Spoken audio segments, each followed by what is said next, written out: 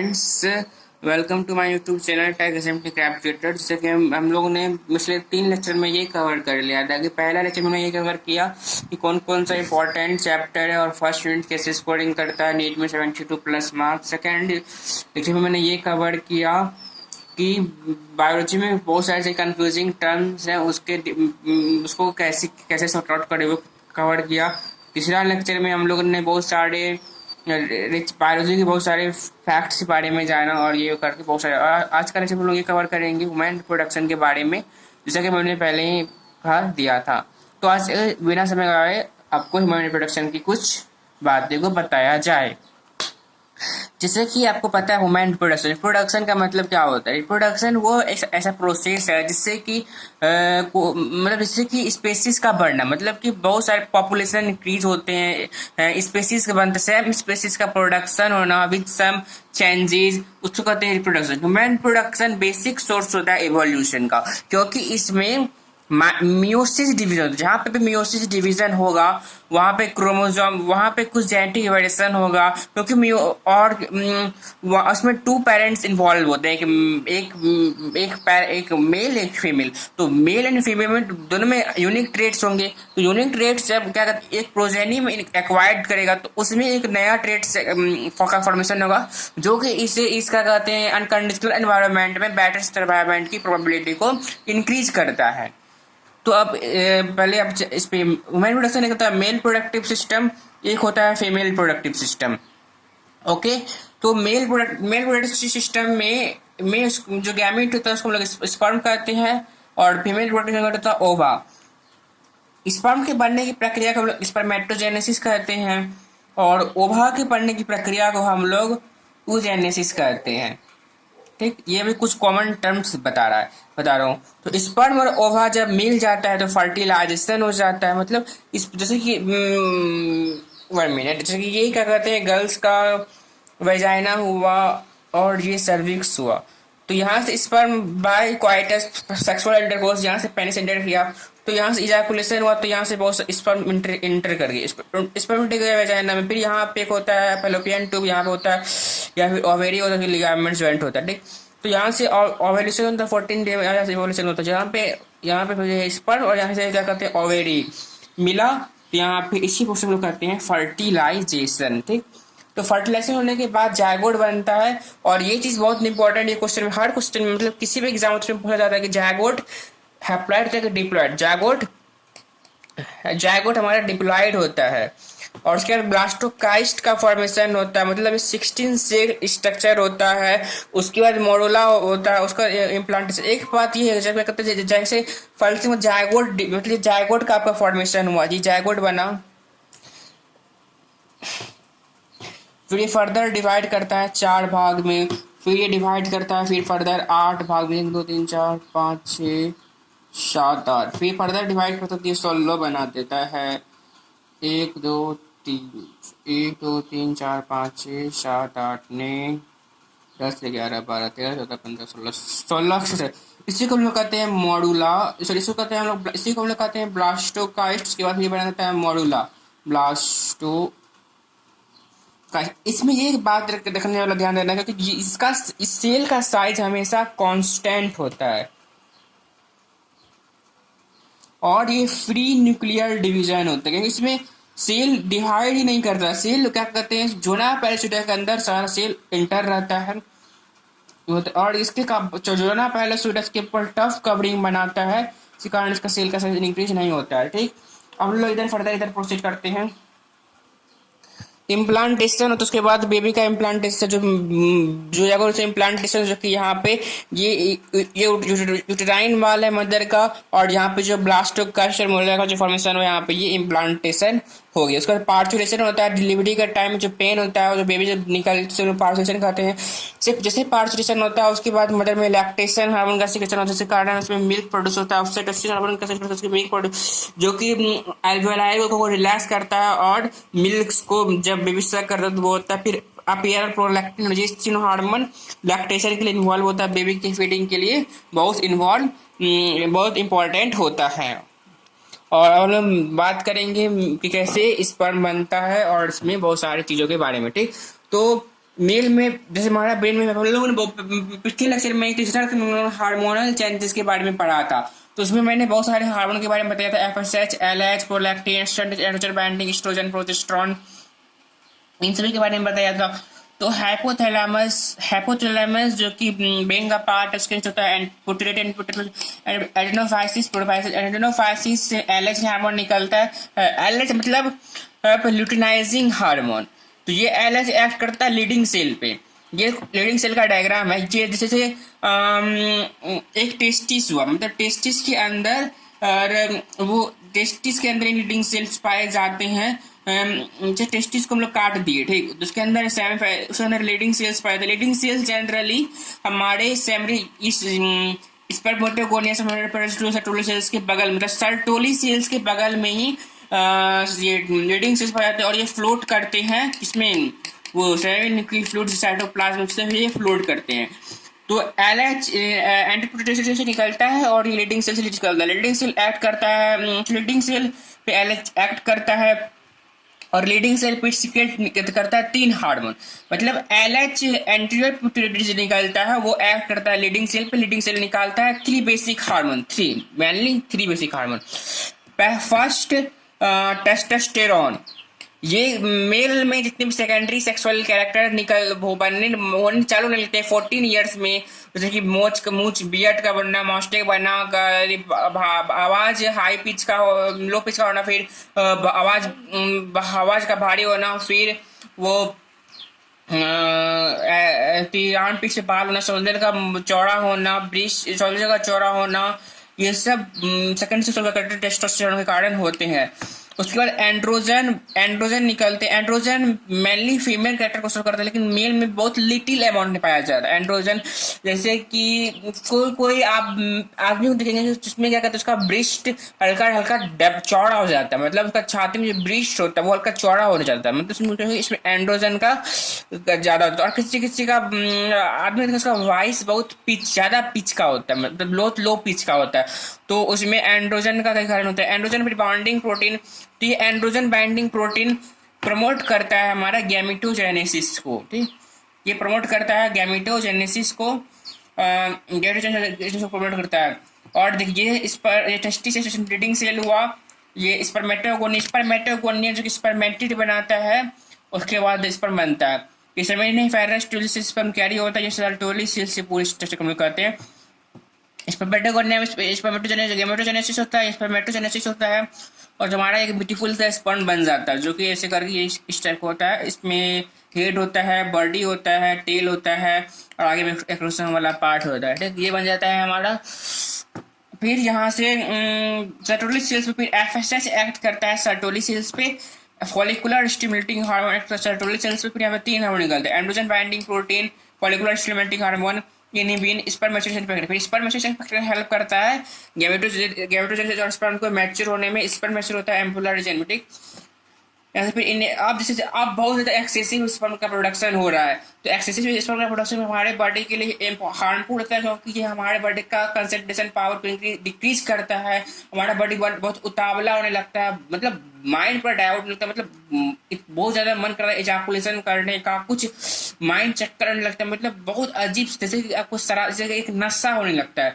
तो उसको रोकने के लिए एक निगेटिव इम्पैक्ट जाता है हाइपोथैलेमस के पास, वो इनहिबिन हार्मोन करता है। यहाँ से इनहिबिन हार्मोन नेगेटिव इम्पैक्ट डालता है एफएसएच पे, एफएसएच नेगेटिव इम्पैक्ट डालता है पोस्टीरियर पिट्यूटरी पे, नेगेटिव डालता है हाइपोथैलेमस पे। सेम उसी तरह यहाँ से लीडिंग सेल से जो हार्मोन निकलता है, ये नेगेटिव इम्पैक्ट डालता है हाइपोथैलेमस पे, पिट्यूटरी पे। इससे क्या होता है कि इस पर ये गैमेटोजेनेसिस हमारा रुक जाता है।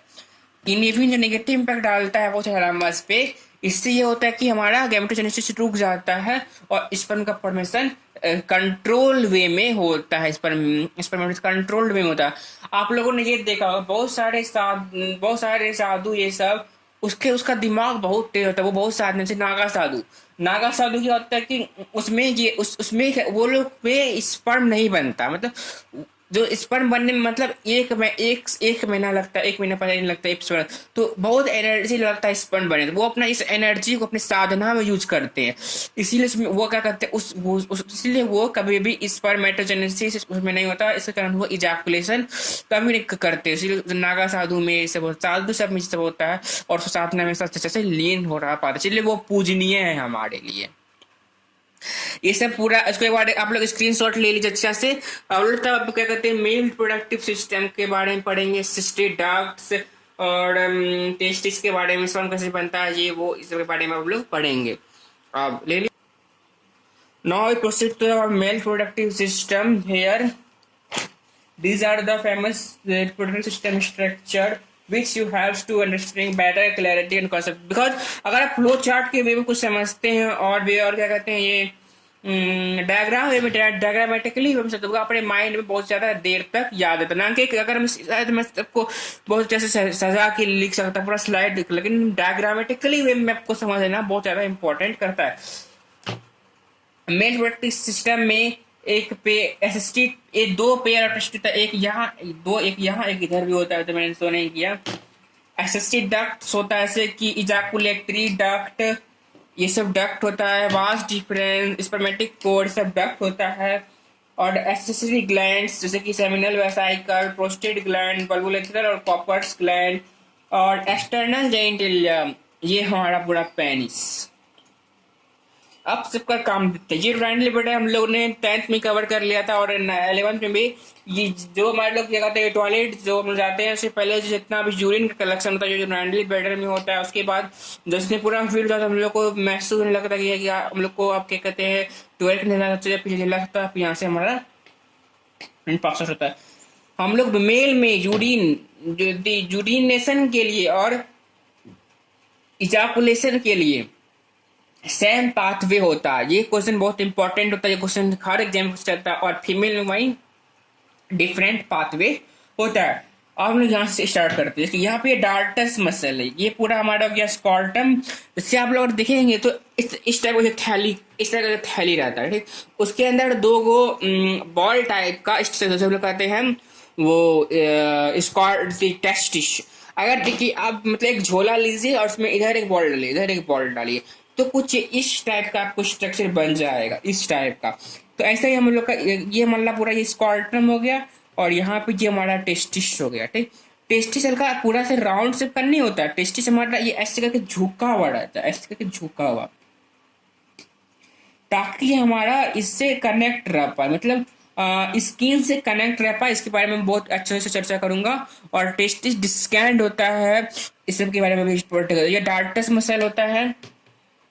और एक टेस्टिस सेटअप की मास्टर मसल होता है। डार्टस मसल की मास्टर मसल टेस्टिस के टेम्परेचर के लिए बहुत इंपॉर्टेंट होते हैं। और टेस्टिस जब कोई मदर वार्ड में जो बेबी होता है, मतलब मेल बेबी, तो 7th मंथ में टेस्टिस माँ के 7th मंथ तक टेस्टिस का कहते हैं वो माँ के पेट के अंदर होता है टेस्टिस। मतलब ये मदर का वो ये बेबी सॉरी ये बेबी हुआ 1 मिनट, जैसे ये हमारा बेबी हुआ, ये मेरा नन्ना मुन्ना सा बेबी हुआ, मतलब हमारा मतलब मेरा नहीं, ये बेबी हुआ। तभी यहाँ पे ये क्या कहते हैं, ये टेस्टिस नहीं बनता, यहाँ पे टेस्टिस नहीं लोकेट होता है। जैसे 7th मंथ ऑफ प्रेगनेंसी होता है, तो ये टेस्टिस यहाँ जो टेस्टिस रहता है ये डिसलोकेट होकर के यहाँ आ जाता है। तो यहाँ पे हमारा ये टेस्टिस आ गया और ये पेनिस यहाँ पे आ गया। लेकिन तब भी पर ये जो हमारा टेस्टिस होता है ये पेट से चिपका हुआ रहता है, मतलब पेट से चिपका हुआ रहता है, ठीक। अब जैसे जब बेबी बड़ा होने लगता है, जैसे जैसे उसका ग्रोथ होने लगता है, ये अपना पेट से मतलब एब्डोमिनल पेट से नीचे आने लगता है, नीचे आने लगता है, फिर ये स्क्रॉटल सैक्स में पहुंच जाता है 10 to 12 ईयर्स में। और एक इम्पॉर्टेंट बात कि हमारा टेस्टिस का साइज घटता है और बढ़ता है।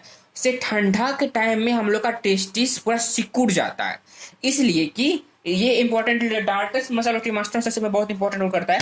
ठंडा के टाइम में हम लोग का टेस्टिस सिकुड़ जाता है, तो वो टेस्टिस सिकुड़ करके हम लोग के एब्डोमिनल कैविटी से चिपक जाता है, ताकि टेस्टिस का टेम्परेचर ठंडा टेम्परेचर टेस्टेस्टेरोन लो हो जाता है। तो टेस्टिस एक regular temperature lower than 2.5 body temperature है, वहाँ पे स्पर्मेटोजेनेसिस होता है।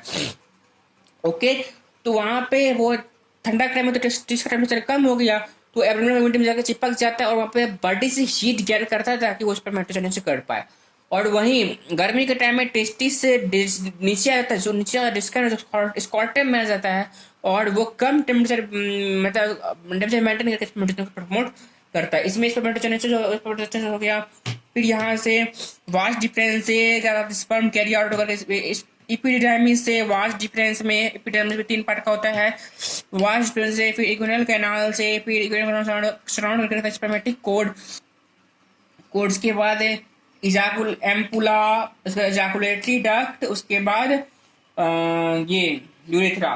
तो ये पाथवे एग्जाम में पूछता है कम से कम 3 से 4 नंबर लेकर के। तो pathway of sperm during ejaculation, ये क्वेश्चन बहुत इंपॉर्टेंट है। ये क्वेश्चन हर बोर्ड में पूछता है 3 से 4 मार्क्स लेकर के। सबसे पहले हमारा इपिडिडाइमिस, उसके बाद हमारा वास डिफरेंस, उसके बाद हमारा इंग्विनल कैनाल, उसके बाद हमारा इजाकुलेट एम्पुला, इसके बाद इजाकुलेटरी डक्ट, उसके बाद हमारा यूरेथ्रा। ये पाथवे एग्जाम में पूछता है, इसको नोट कर लेंगे, स्क्रीनशॉट ले सकते हैं। तो यहाँ से जरा पास करता है। अब ये इसके बारे में कुछ इंपॉर्टेंट चर्चा कर लिए, और ये ग्लैंड के बारे में चर्चा करते हैं, ठीक। तो seminal vesicle, prostate gland, bulbourethral gland, ये स्पर्म को मोटिलिटी, न्यूट्रिशन और लुब्रिकेशन प्रोवाइड करता है।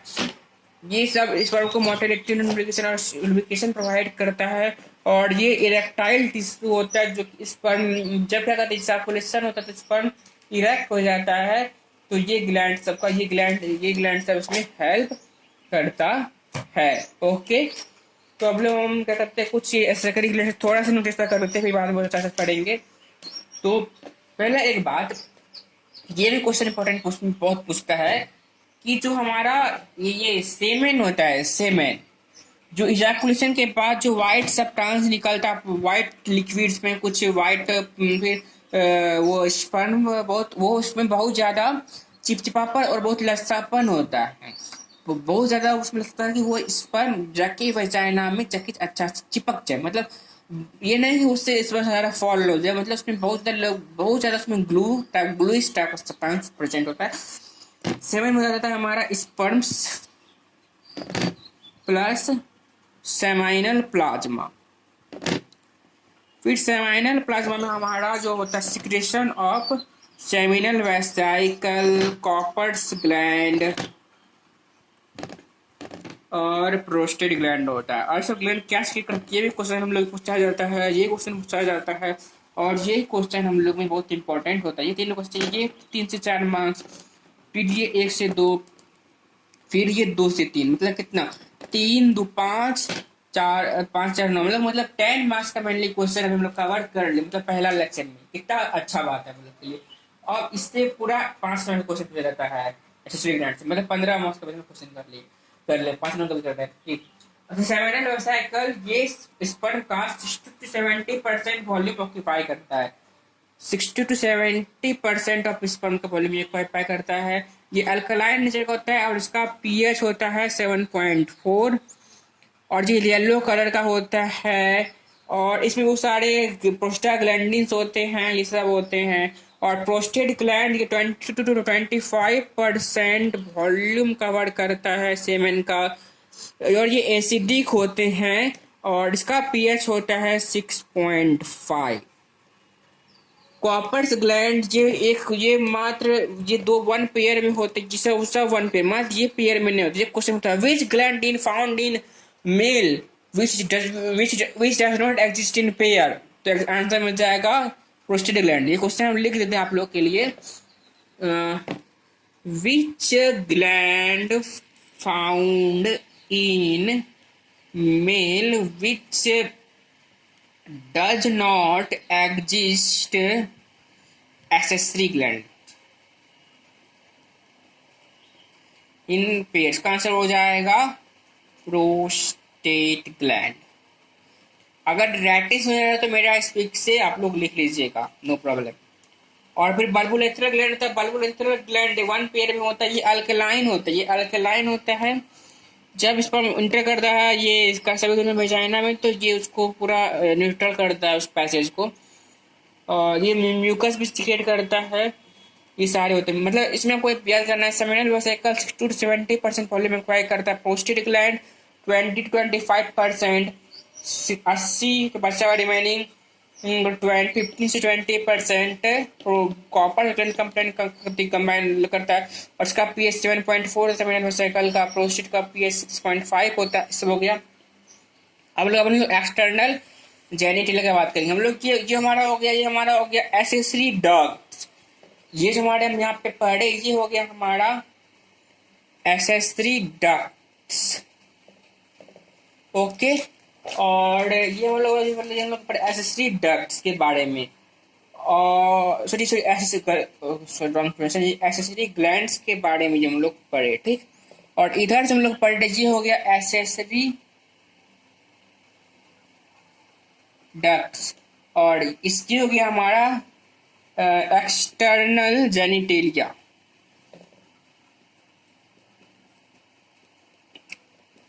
इससे पेनिस आता है, ठीक। ये पेनिस बस यूरेथ्रा, ये वाला पोर्शन हम लोग का होता है ग्लांस पेनिस, और ये ग्लांस पेनिस होता है ये प्रोस्टाटिक यूरेथ्रा। यहाँ से पूरा ये प्रोस्टाटिक यूरेथ्रा होता है, यहाँ से पूरा ये प्रोस्टाटिक यूरेथ्रा, फिर यहाँ से यहाँ तक मेम्ब्रेनस यूरेथ्रा। ये हो गया हमारा प्रोस्टाटिक यूरेथ्रा, ये हो गया हमारा मेम्ब्रेनस यूरेथ्रा, ये हो गया हमारा इरेक्टाइल यूरेथ्रा, और ये हो गया हमारा ग्लांस पेनिस। इसके ऊपर फोरस्किन और प्यूपिस होता है। इरेक्टाइल मतलब जब हम लोग का नॉर्मल क्या कहते हैं, पेनिस इस टाइप का हुआ, ठीक। से करके किया हुआ है, ऐसे करके ये हमारा पेनिस हुआ। और जब हम लोग इजाकुलेशन के टाइम, ड्यूरिंग इजाकुलेशन, हमारा पेनिस ऐसे करके सीधा हो जाता है।